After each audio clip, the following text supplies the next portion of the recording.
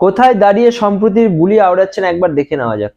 হুগলি জেলার ফুরফুরা শরীফ শুধু যে মুসলমানদের ধর্মীয় স্থান হিসেবে দিন দিন প্রলোভিত হচ্ছে তাই নয়, রাজনৈতিক কর্মকাণ্ডও যেন এখন ফুরফুরা ছাড়া অচল। কিন্তু ফুরফুরা তো চিরকাল ওখানে ছিল না।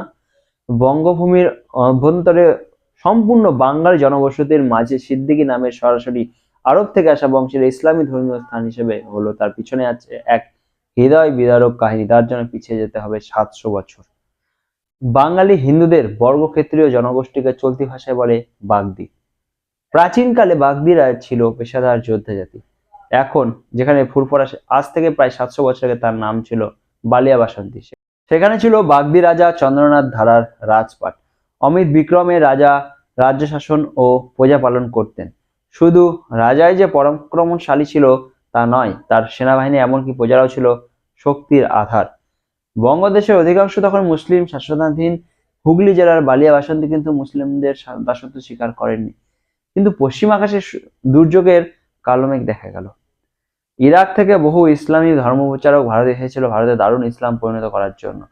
তেমনি এক ধর্মপ্রচারক হযরত শাহ হোসেন বুখারী ও নেতৃত্বে সেনা অভিযান শুরু হয় বালিয়া বাসন্তী দখলের জন্য।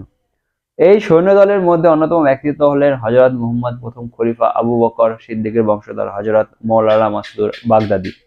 বালিয়া বাসন্তী আক্রমণকারীরা এই বাগদাদী হলেন ফুরফুরা শরীফের প্রাণপুরুষ দাদা হুজুর নামে পরিচিত মোহাম্মদ আবু বকর সিদ্দিকীর পূর্বপুরুষ। হযরত মাওলানা আবু জাফর সিদ্দিকী সাহেবের লিখিত ও প্রকাশিত ফুরফুরা শরীফের ইতিহাস থেকে জানা যায়, আরবি সৈন্য একদিন সকালে বালিয়া বাসন্তী আক্রমণ করে। বাগদি রাজা বহু সৈন্যসহ তাদের সম্মুখীন হন। আরবি সৈন্যরা পরাস্ত হয়। হতদম আরবি সেনানায়ক সম্মুখ সমরে জয় অসম্ভব বিবেচনা করে বিকল্প পথ খোঁজে। তারা ধর্মনাশের মাধ্যমে বাঙালির মনোবল ভাঙ্গার জন্য সচেষ্ট হয়। তারা জানতে পারে রাজা চন্দ্রনাথ ধারা অতিথি বৎসল, অতিথির ছদ্মবেশে প্রতারণা সম্ভব। বস্তুত হিন্দুরা অতিথিদের নারায়ণ জ্ঞান করে। অতিপ্রাকৃত লোককথায় বাস্তব নির্যাস থেকে পাওয়া যায়। আরবি সেনাবাহিনী তথা ধর্মপ্রচারক পুরোহিতদের ছদ্মবেশে জপমালা হাতে গাছের তলায় বসে জপ শুরু করেন। পোশাকের নিচে লুকিয়ে রাখে গোমাংস। রাজার কাছে খবর গেল বিদেশি পরম ধার্মিক সাধু গাছের তলায় জপরত। ধার্মিক রাজা ব্যস্ত হয়ে তাকে বাড়িতে নিয়ে আসতে বলেন।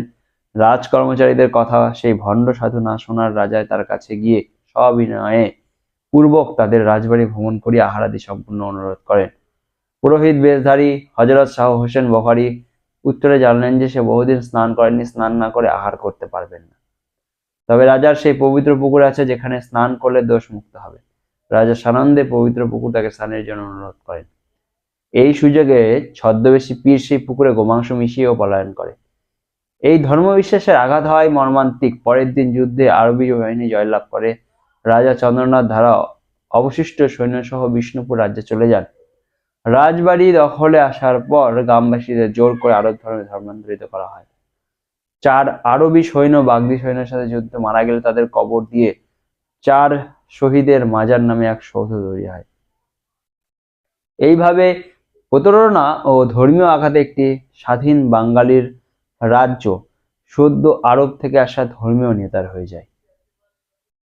ফুরফুরার দাদা হুজুর গান্ধীজির প্রস্তাব ফিরিয়ে দিতে বলেছিলেন, আমাদের কাছে আগে দিন পরে দেশ, দিন ছেড়ে দেশের উদ্ধার আমাদের অভিপ্রেত নয়।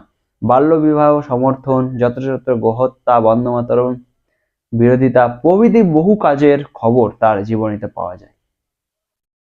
এই হলো পবিত্র তীর্থ ফুরফুরা শরীফের ইতিহাস। এ কোনো স্থানীয় বাঙালি লেখেনি, হযরত মাওলানা আবু জাফর সিদ্দিকী লিখিত। ফুরফুরা শরীফের ইতিহাস বইতেই লেখা আছে। ছলে বলে কৌশলে আরব সাম্রাজ্যের প্রসারের এই ইতিহাস যুগে যুগে চলে আসছে। ফুরফুরার এর এক উদাহরণ মাত্র। এর থেকে শিক্ষা নিতে পারলে একমাত্র বাঙালি বাঁচবে, বাঙালির সভ্যতা সংস্কৃতি বাঁচবে।